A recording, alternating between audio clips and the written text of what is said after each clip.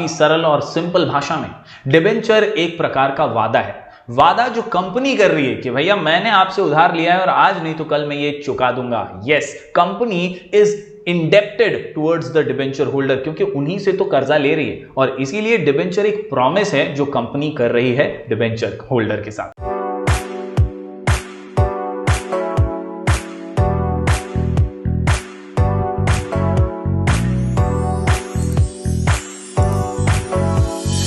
Hello everyone, मैं हूं जयेश राजगौर और स्वागत है आप सभी का इस नए इंटरेस्टिंग यूट्यूब वीडियो में। दोस्तों, हम पढ़ रहे हैं क्लास 12th का एसपी यानी सेक्रेटरियल प्रैक्टिस और हम पहुंच चुके हैं chapter number 2 sources of corporate finance पर। अगर आप इस चैनल पर नए हैं तो जरूर से सब्सक्राइब कीजिए, बेल आइकन दबाइए, क्योंकि यहां आपको लगातार ऐसे ही इंफॉर्मेटिव वीडियोस मिलते रहेंगे।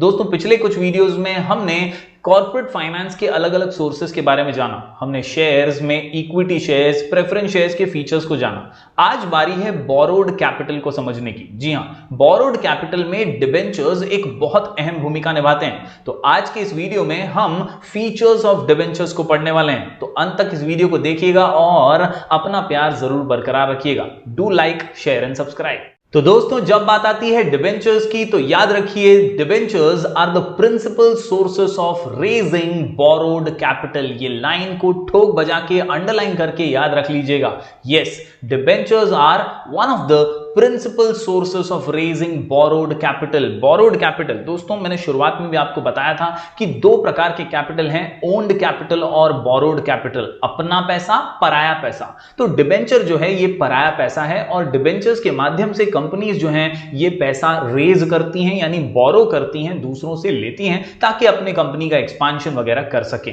Yes, borrowed capital to meet long and medium term financial needs, यानी अपने बिजनेस में एक्सपांशन करने के लिए, मशीनरी लाने के लिए या कोई भी अलग प्रकार का एक्सपांशन करने के लिए वो ऐसा कैपिटल यूज करती है। Over the years debentures have occupied a significant position in the financial structure of the companies, यानी ये एक महत्वपूर्ण हिस्सा बन चुका है। कई कंपनीज जो हैं, लिस्टेड कंपनीज, वो डिबेंचर्स इशू करती हैं। The term debenture has become और come from the Latin word debere which means to owe, यानी इसका जो जन्म है दोस्तों वो लैटिन शब्द डिबियर से हुआ है जिसका अर्थ ही होता है ओव करना यानी उधार। Yes, the term debenture has not been defined clearly under companies act. Companies act में खास कुछ उल्लेख नहीं किया गया है, मगर section 230 of companies act 2030 only states that the word debenture includes the debenture stock, bonds and any other instrument of a company evidencing a debt, यानी इस एक पर्टिकुलर चीज की वजह से ही ये पता चल जाता है कि कंपनी ने कर्जा लिया है,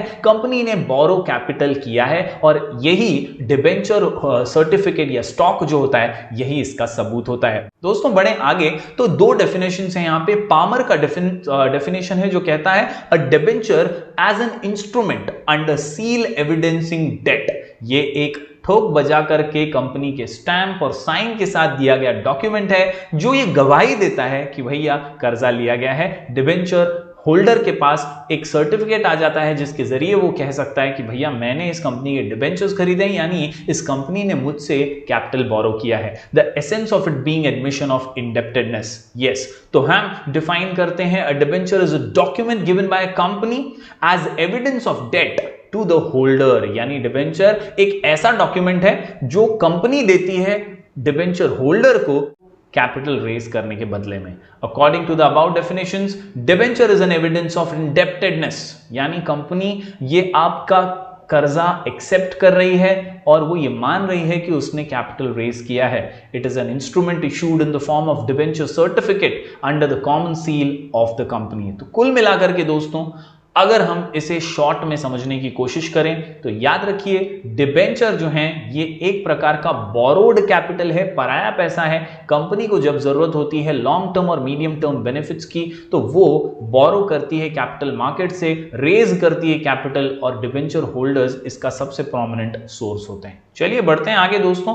आज का हमारा आंसर है फीचर्स ऑफ डिबेंचर्स। इस आंसर के जरिए हम डिबेंचर्स के अलग अलग कैरेक्टरिस्टिक्स पर नजर डालेंगे। कुल मिलाकर के 14 पॉइंट्स का ये आंसर है और इस आंसर को आसानी से समझने के लिए, लिख करके प्रैक्टिस करने के लिए और हमेशा के लिए दिमाग में फिट करने के लिए हमारा शॉर्ट कोड है P finalist. P finalist. P finalist. जी हां दोस्तों, फीचर्स ऑफ डिबेंचर्स, आंसर का नाम पी फाइनलिस्ट। जहां पी से 3 पॉइंट्स है दोस्तों, पी से प्रॉमिस, पी से प्रायोरिटी ऑफ रीपेमेंट, पी से पार्टीज टू डिबेंचर्स और फाइनलिस्ट के अंदर एफ से फेस वैल्यू, आई से इंटरेस्ट, एन से no voting rights, A for assurance of repayment and authority to issue of debentures. इसके अलावा लिस्ट के अंदर एल से लिस्टिंग, आई से issuers, S for status of debenture holders and security. इसके अलावा टी से 2 points, time of repayment and transferability.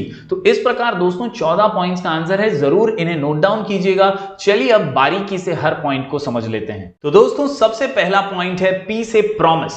Debenture is a promise by company that it owes specified sum of money to holder of the debenture। काफी सरल और simple भाषा में debenture एक प्रकार का वादा है।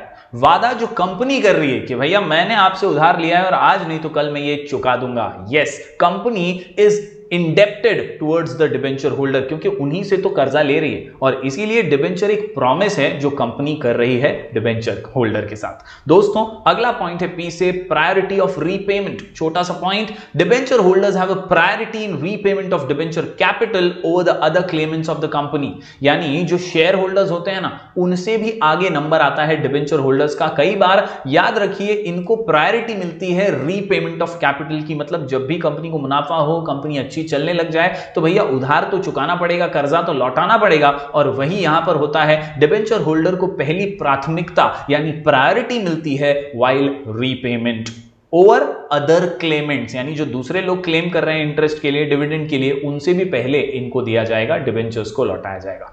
आगे बढ़ते हैं दोस्तों, अगला पी, 3 पी है दोस्तों पी फाइनलिस्ट के अंदर। तीसरा पी है पार्टीज टू डिबेंचर्स। कौन सी पार्टीज इसमें इन्वॉल्व है? तो सबसे पहले company, this is the entity which borrows money. ये वो एंटिटी है या वो ऑर्गेनाइजेशन जो उधार ले रही है। इसके अलावा दूसरे हैं trustees. A company has to appoint debenture trustee. बिना डिबेंचर ट्रस्टीज के आप डिबेंचर होल्डर्स को या डिबेंचर्स से पैसा आप नहीं रेज कर सकते। ट्रस्टीज होने बहुत जरूरी है, अपॉइंट करने बहुत जरूरी हैं। Debenture trustee if it is offering debentures to more than 500 people, यानी 500 से ज्यादा लोगों से अगर आप बोरो कर रहे हैं कैपिटल, तो ऐसे में आपको डिबेंचर ट्रस्टीज की जरूरत पड़ेगी। This is a party through whom the company deals with debenture holders, यानी एक थर्ड पार्टी की तरह भी एक्ट करते हैं। The company makes an agreement with the trustees, it is known as trust deed, कि भैया मैं आपको गारंटी देता हूं कि मैं पैसा लौटा दूंगा। यस, ये कंपनी जो है ट्रस्टीज के साथ एक डीड साइन करते हुए ये वादा करती है, प्रॉमिस करती है कि भैया हम आज नहीं तो कल ये कैपिटल लौटा देंगे। It contains obligation of company, rights of debenture holders, powers of trustee etcetera. यानी सभी बातें कुल मिलाकर के टर्म्स एंड कंडीशंस की तरह इस ट्रस्टीशिप की, ट्रस्टी डीड के अंदर लिखी हुई होती हैं। बढ़ते हैं दोस्तों अगली पार्टी की ओर, तो ये है खुद डिबेंचर होल्डर्स। ये वो लोग हैं जो कैपिटल दे रहे हैं कंपनी को। These are the parties who provide loan and receive debenture certificate as an evidence। तो उम्मीद करता हूं दोस्तों सभी पार्टीज आप समझ गए होंगे। कंपनी जो लोन ले रही है, ट्रस्टीज जो मिडिलमैन की तरह एक्ट करते हैं, जो ट्रस्ट बिल्ड करते हैं, और आखिर में डिबेंचर होल्डर्स जो लोन दे रहे हैं। तो ये 3 मुख्य पार्टीज हैं टू डिबेंचर्स। उम्मीद करता हूं दोस्तों पी सारे आपको समझ में आ रहे होंगे। हमारा आंसर है आज का फीचर्स ऑफ डिबेंचर्स और आंसर का नाम है पी फाइनलिस्ट। बढ़ते हैं दोस्तों आगे, एफ से अगला पॉइंट है फेस वैल्यू। जी हां दोस्तों, फेस वैल्यू हमने इक्विटी शेयर्स और प्रेफरेंस शेयर्स में पढ़ा था। The face value of debenture normally carries high denomination, यानी शेयर्स के कंपैरिजन में यहां पर दोस्तों थोड़ा सा हाई डिनोमिनेशन है। इट इज ₹100 और इन मल्टीपल्स ऑफ 100, 200, 300, 500, ऐसे मल्टीपल्स ऑफ 100 में ही ये अक्सर देखे जाते हैं।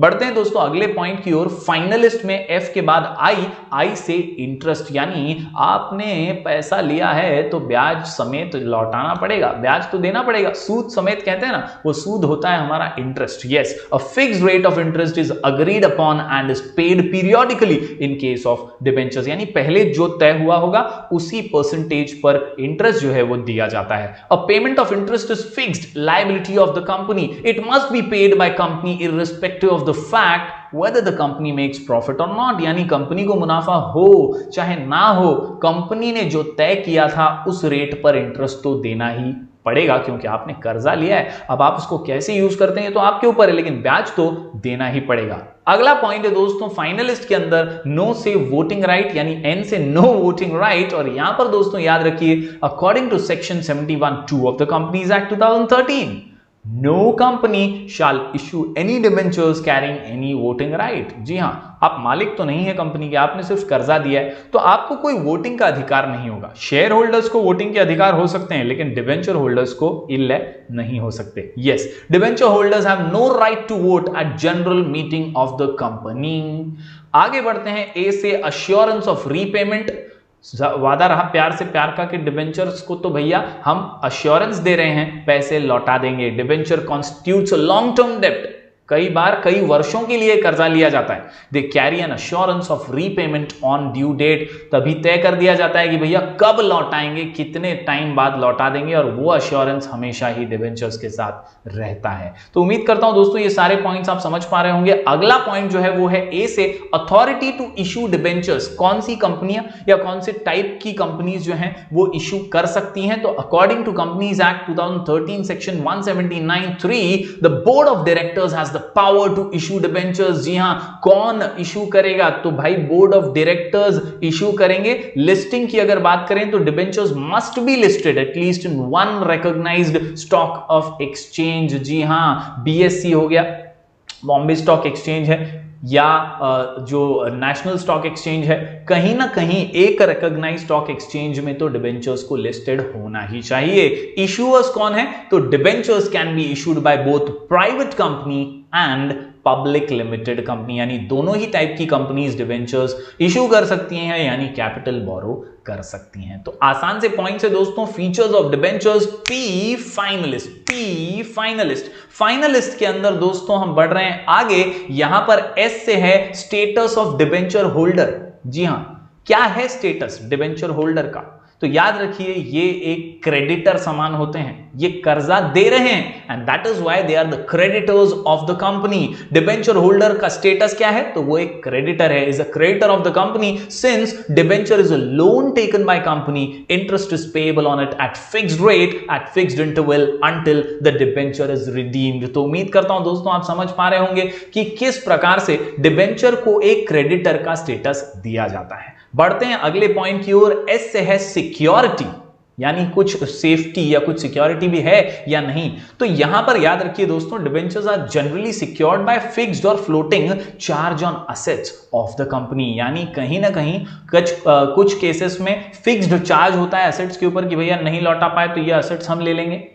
कई बार फ्लोटिंग चार्ज होता है, फ्लोटिंग चार्ज के अंदर कुछ एग्जैक्ट वे में या एग्जैक्ट डीड के अंदर मेंशन नहीं किया होता, लेकिन कोशिश ये होती है कि कुछ असेट्स जो है वो लिक्विडिफाई करके डिबेंचर होल्डर्स को दे दिए जाएं in case of winding up of the company या in case of not able to repay the debenture holders. If a company is not in a position to make payment of interest और repayment of capital, the debenture holder can sell of charged property of the company and recover their money. यानी अगर ऐसी position आ जाती है, company नहीं लौटा पा रही है पैसे, इंटरेस्ट भी नहीं दे पा रही है, तो ऐसे में डिबेंचर होल्डर जिन असेट्स का अधिकार रखते हैं वो असेट्स को बेच करके पैसा अपना रिकवर कर सकते हैं। तो ये है सिक्योरिटी उनके लिए, और इसी का वो लोग उपयोग कभी भी कर सकते हैं जब कंपनी उनको पैसा नहीं दे पा रही है, नहीं लौटा पा रही है। बढ़ते हैं दोस्तों आखिरी दो पॉइंट्स पर। फाइनलिस्ट के अंदर टी से टाइम ऑफ रीपेमेंट और ट्रांसफरेबिलिटी। जी हां दोस्तों, टाइम ऑफ रीपेमेंट याद रखिए, debentures are issued with due date stated in the debenture certificate. आपको जब ठप्पा मार के कंपनी की साइन और सील के साथ जब सर्टिफिकेट मिलता है कि भैया हमने आपसे लोन ले लिया, ये लो डिबेंचर सर्टिफिकेट, तो उसके ऊपर ही लिखा होता है कब पैसा लौटाया जाएगा, कब कैपिटल रीपे होगा। The principal amount of debenture is repaid on the maturity date itself. जिस दिन का वहां पर वादा किया गया है उसी मैच्योरिटी डेट पर डिबेंचर का कैपिटल रीपे कर दिया जाता है। आखिरी पॉइंट की बात करें तो सिंपल सा पॉइंट है ट्रांसफरेबिलिटी। याद रखिए, debentures can be easily transferred through the instrument of transfer, यानी ये आर्टिकल्स ऑफ एसोसिएशन के अंदर, एमओए के अंदर कहीं ना कहीं ये मेंशन्ड होता है, जो इंस्ट्रूमेंट ऑफ ट्रांसफर है उसका इस्तेमाल करके आसानी से हम डिबेंचर्स को ट्रांसफर कर सकते हैं। बहुत ही सिंपल सा answer features of debentures, answer का नाम पी फाइनलिस्ट, जहां पर पी से प्रॉमिस, पी से प्रायोरिटी ऑफ रीपेमेंट, पी से पार्टीज टू डिबेंचर्स, एफ से फेस वैल्यू, आई से इंटरेस्ट, एन से नो वोटिंग राइट्स, ए से 2 पॉइंट्स अश्योरेंस ऑफ रीपेमेंट और अथॉरिटी टू इशू डिबेंचर्स। इसके अलावा listing, issuers, status of debenture holders, security और अंत में time of repayment and transferability. उम्मीद करता हूं दोस्तों ये पी फाइनलिस्ट को आप लिख करके प्रैक्टिस करेंगे। तो दोस्तों हम मिलेंगे फिर एक बार कुछ और नए वीडियोस के साथ, तब तक के लिए do like, share and subscribe.